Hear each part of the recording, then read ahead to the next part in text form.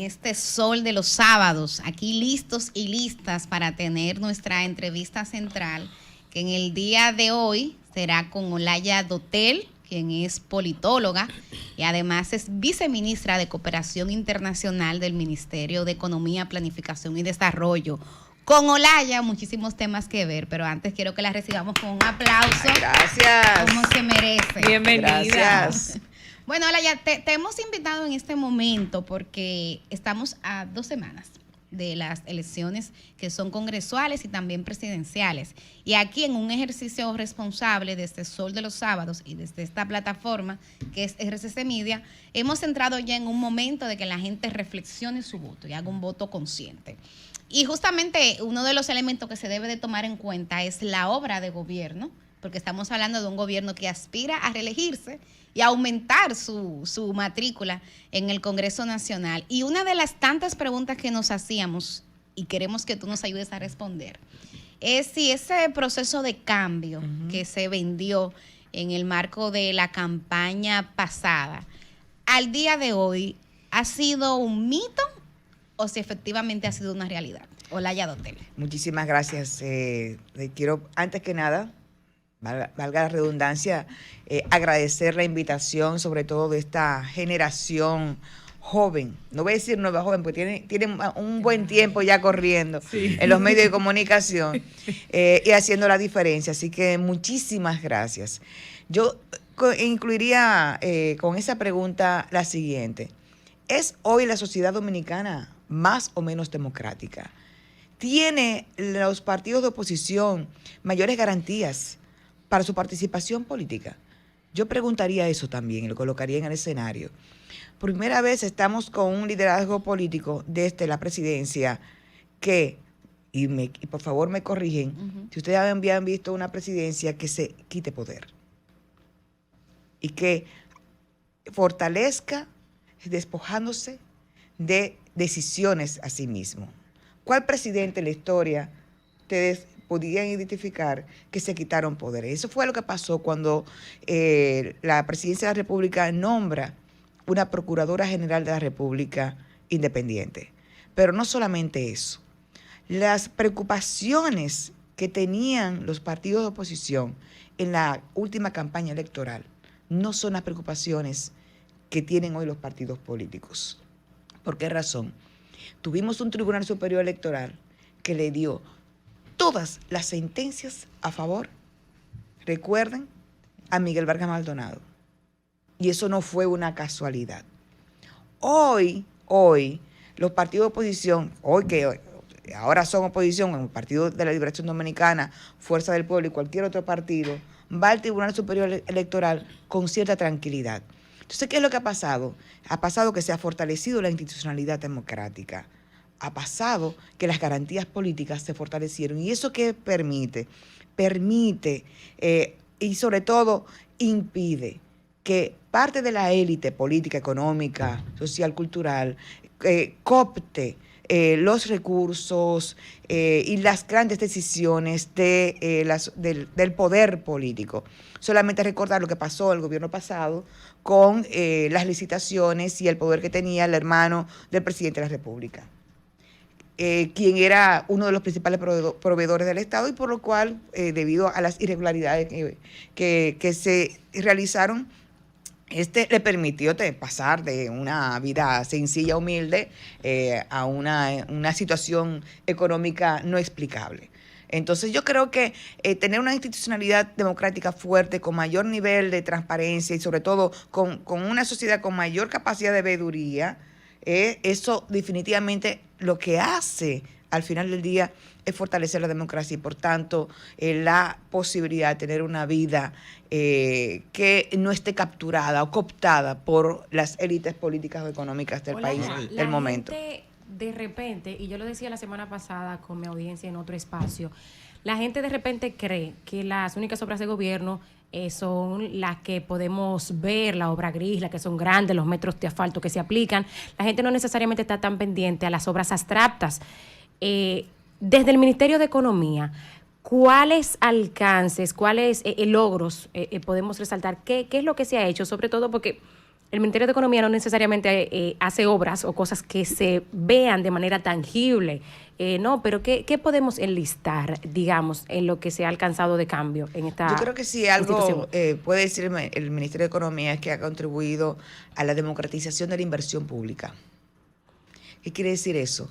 Que con la inversión ha comenzado a expandirse más allá de Santo Domingo y Santiago y está convirtiendo centros, territorios que antes tenían muy poca inversión en tener una mayor participación, no solo de la inversión pública, que es en un gobierno democrático, el Estado es un ente promotor del desarrollo económico.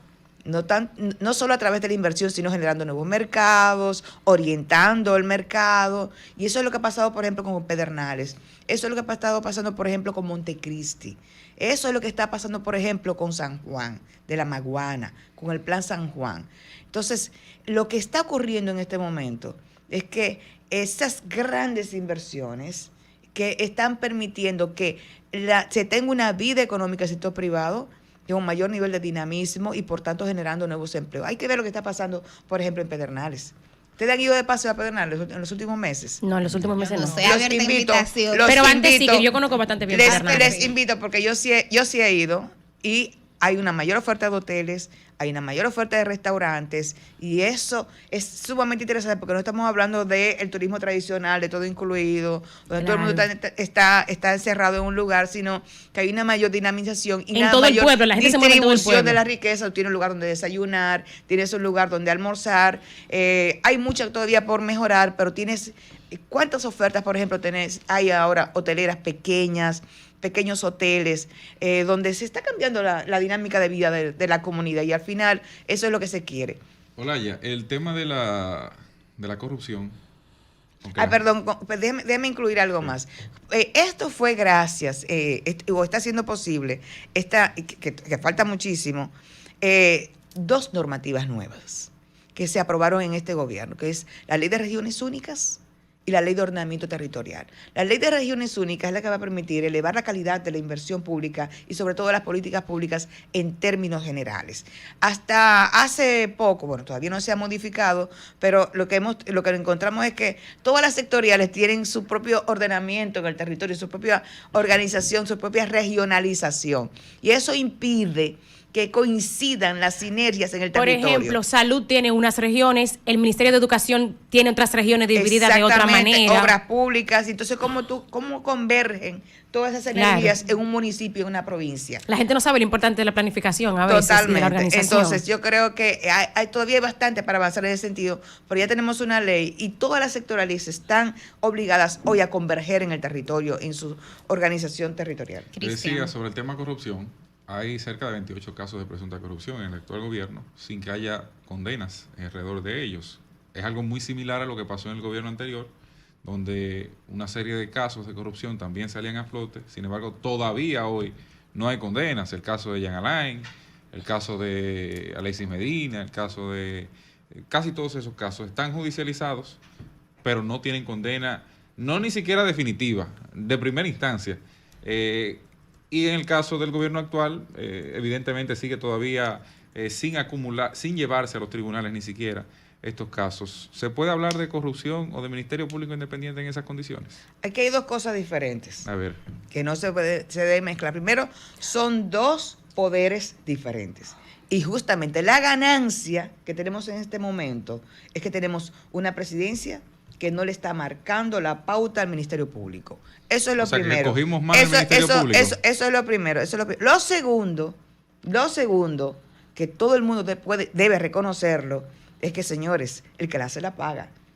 Entonces, ¿qué funcionario público que fue altamente sospechoso de haber participado en un ilícito o de alguna acción irregular que atentara contra los intereses de la sociedad dominicana sigue en el puesto? Desde la persona de mayor confianza del presidente, o una de las personas de mayor confianza del presidente, hasta su jefe político de campaña en el proceso pasado. Señores, han salido. Eso no pasó. Sí, eso no pasó. No, perdón.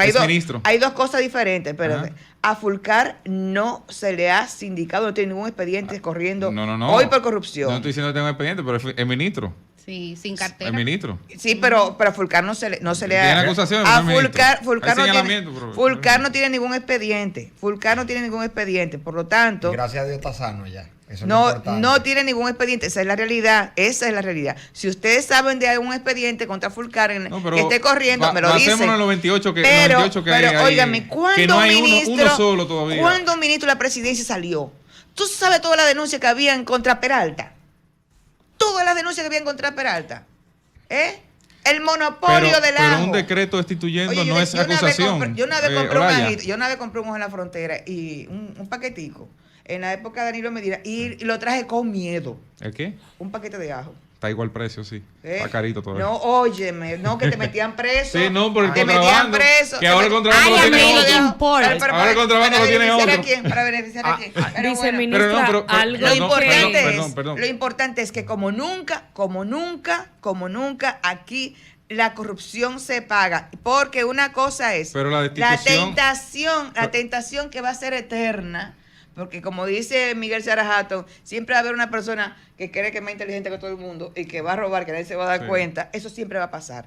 Pero lo importante es que haya régimen de consecuencias. Pero, perdón, el régimen de consecuencias no se supone que ha de ser en la justicia y Por no supuesto. con un decreto. Porque un Es decreto un no es poder- régimen de consecuencias. es Y un poder todavía nadie le ha independiente. llegado a eso todavía. Bueno, es un poder independiente. Yo El no Ministerio tengo- Público, el yo Ministerio no puedo Público, la opinar. acusación. Es que yo soy un poder, la justicia es poder independiente. Pero el Ministerio Público no es un poder independiente. Sí, es No, independiente. es dependiente del Poder Ejecutivo, lo designa el presidente de la República. Exactamente. Y el presidente de la República o escogió mal, que no ha logrado que nadie de las personas, de los 7 fiscales que designa el presidente y de la procuradora, lleve a alguien a los tribunales de su gobierno, salvo el caso de la lotería, que fue por otras razones, y tiene todavía los casos ahí en justicia, o sea, Bueno. archivados. Yo creo que aquí el valor es si tenemos a un presidente llamando a la Procuradora General de la Justicia e indicándole cuál es su agenda. Y eso es lo que hemos superado.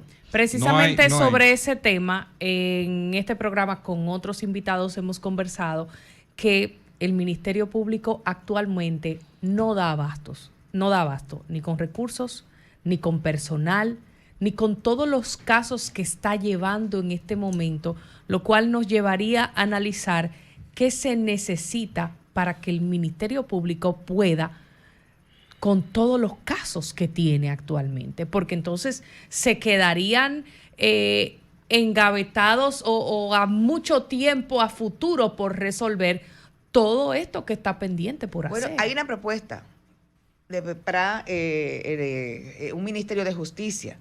Y un Ministerio de Justicia justamente contribuiría a separar cuestiones administrativas de los procesos judiciales y eso posiblemente contribuiría a que los recursos que requiera, por ejemplo, para todo el tema de investigación, persecución, mayores recursos humanos, se concentren, el Ministerio Público se concentra donde tiene que concentrarse y no en la administración del sistema, igual mismo que en el caso de las Cortes. Entonces, yo creo que hay una propuesta justamente para fortalecer y que tener como sociedad dominicana mayor capacidad de respuesta, porque al final eso es lo que todos queremos. Un sistema judicial, un poder judicial que sea capaz de garantizarle a la sociedad dominicana un sistema justo.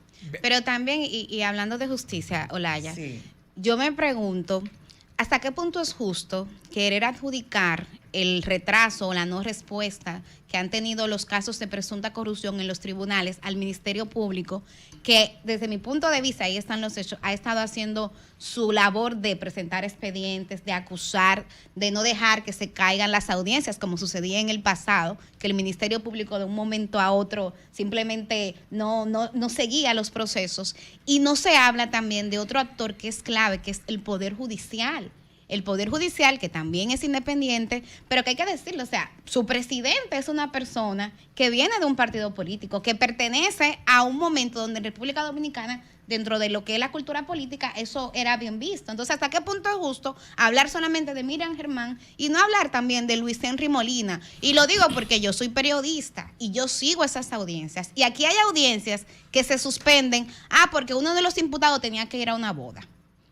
Porque de repente, de que están siendo sometidos a la justicia, se enferman eternamente. Entonces, como que también la justicia, yo he visto que ha sido muy laxa en garantizar que esos procesos cumplan su tiempo y no que simplemente se le dé largas para que luego entonces pase que se caigan los procesos por un tema de tiempo. Es una pregunta que yo me hago, Laya. Ahora, yo creo que independientemente de las debilidades que pueda tener el sistema judicial o el Ministerio Público, lo cierto es que hoy los actores que están dentro del Poder Ejecutivo lo piensan mucho antes de hacer un ilícito, antes de tomar una decisión que afecte los intereses de la sociedad dominicana. Yo creo que hay un mayor nivel de contención, que aunque se quiera, se piensa bastante porque consecuencias están habiendo. Viceministra Olaya Dotel, una cuestión que me llama mucho la atención. Yo he trabajado en varias de las propuestas legislativas tendentes a crear el Ministerio de Justicia. De hecho, de las 3 que se han presentado, he trabajado en las 3. Y en una de ellas puedo decir que prácticamente la configuré completa. Y esto lo digo porque yo comparto el criterio de la creación de un Ministerio de Justicia y Derechos Humanos, como en un momento se planteó, porque no hay un órgano rector en esta materia en República Dominicana, pero no creo que la asignación presupuestaria para las distintas instituciones que conforman el sistema de administración de justicia dominicano dependa de que exista o no un Ministerio de Justicia. Digamos, en lo que se crea el Ministerio de Justicia, si verdaderamente hay un criterio de independencia del Poder Judicial, del Ministerio Público, de la Defensa Pública y de las altas cortes, pues desde ya deberíamos estar asignándoles el presupuesto correspondiente, independientemente de que se cree o no el Ministerio de Justicia. Un poco su visión sobre eso, pero más que todo, hablando de presupuesto, como usted es viceministra del Ministerio de Economía, Planificación y Desarrollo, digamos, la columna vertebral de la visión de Estado que tiene una gestión de gobierno, me preocupan 2 cosas. La primera es que el plan de gobierno presentado por el partido de la actual gestión, el PRM, en el año 2020, no se ha seguido más que en cuestiones muy específicas y muy particulares. Cuando tomamos, porque lo hice recientemente, el plan de gobierno presentado en el 20, que era la visión de gobierno con la que llegaba el presidente Luis Abinader y el PRM, pues no se ha seguido. Sabemos que hay cosas que han alterado un poco el flujo normal del Estado, ¿verdad? Hay que ser justo en eso, pero ¿cómo podemos entender ese divorcio entre el plan de gobierno presentado en el 20, las ejecutorias del gobierno en estos casi 4 años y la falta de adhesión a la Ley de Estrategia Nacional de Desarrollo 1-12 que ustedes como ministerio tienen que darle seguimiento? Mira, no sé de dónde, a partir de cada dato tú tomas, haces esas afirmaciones. Para comenzar, entre las principales prioridades establecidas en el Plan de Gobierno 2020 está el tema de la seguridad pública, la seguridad, la reforma policial. En ese sentido se han hecho 2 cosas. Una, fortalecer el tema de la formación de los policías. Y segundo, el tema de los recursos, la mejora salarial, que se llegó al tope planteado en el plan de gobierno. ¿Que queda mucho por hacer? Claro que sí, pero hemos ido avanzando con lo que propusimos y dijimos que íbamos a hacer en materia de seguridad. Por ejemplo, con el tema en esa misma línea, sobre todo con el tema de la prevención, ahora fue que incluimos el nuevo programa de escuelas abiertas.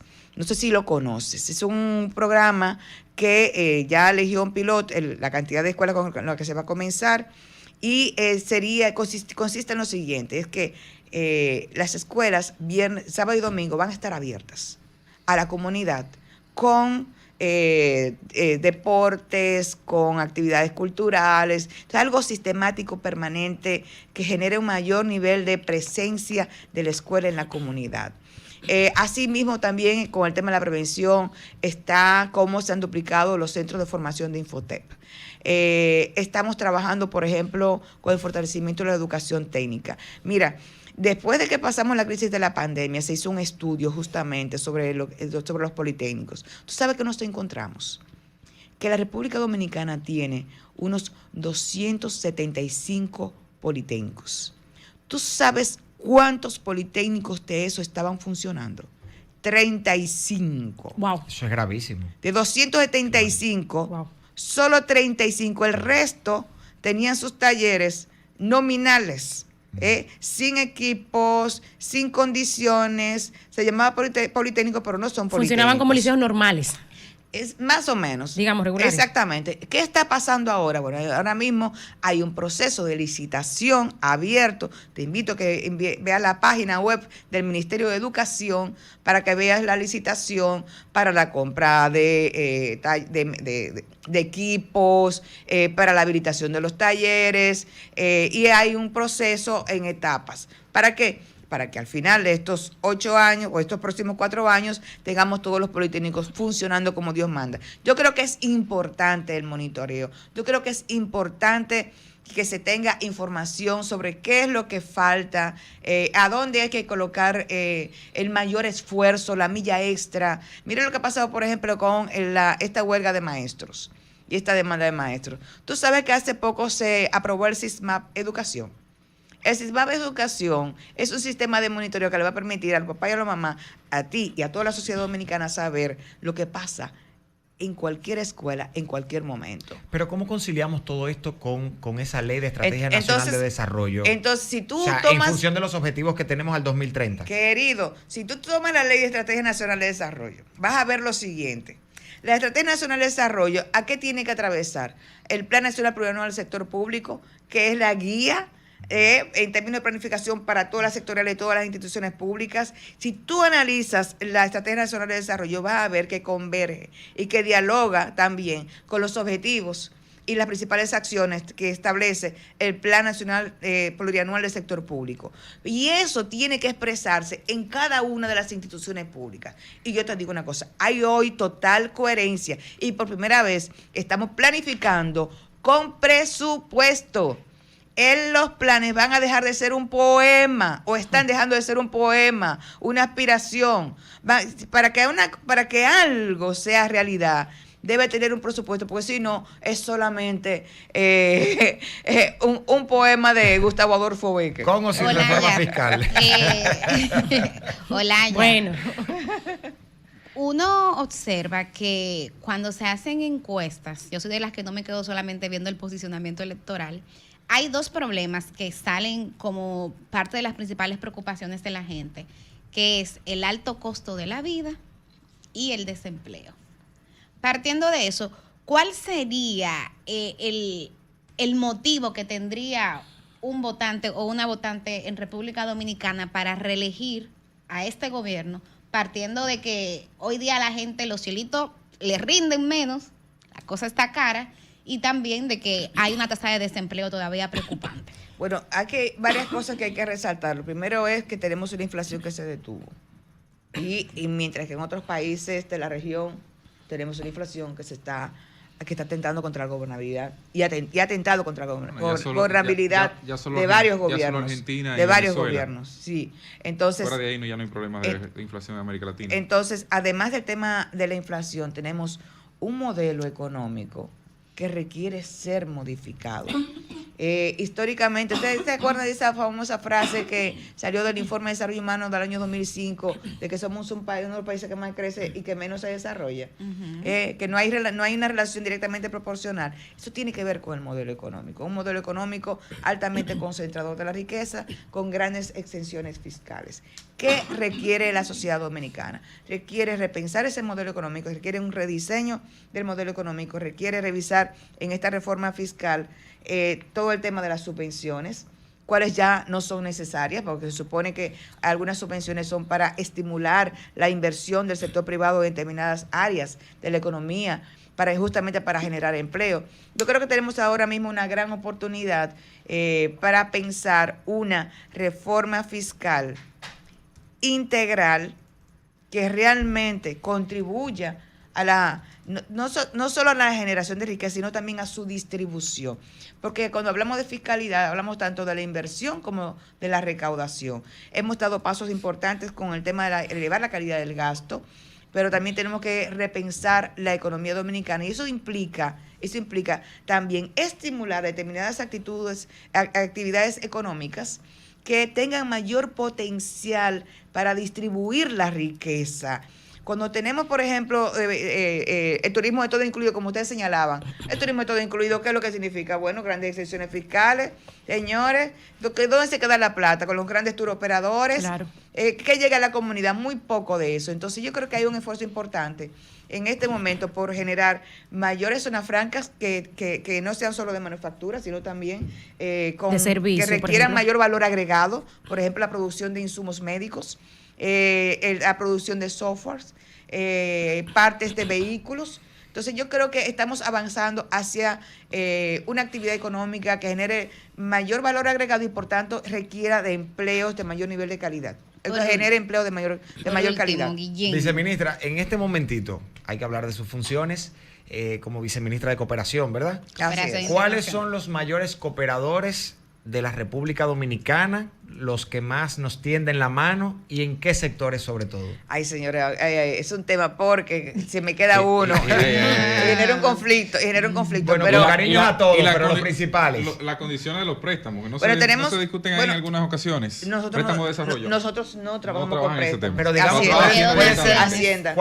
¿cuáles son los países que más cooperan con República Dominicana Bueno, no, y los sectores? Claro que sí. Bueno, entre nuestros socios que más nos han apoyado históricamente está la Unión Europea, por supuesto que sí. De hecho, muchas de las reformas e instituciones que hemos tenido han sido apoyadas justamente por la Unión Europea.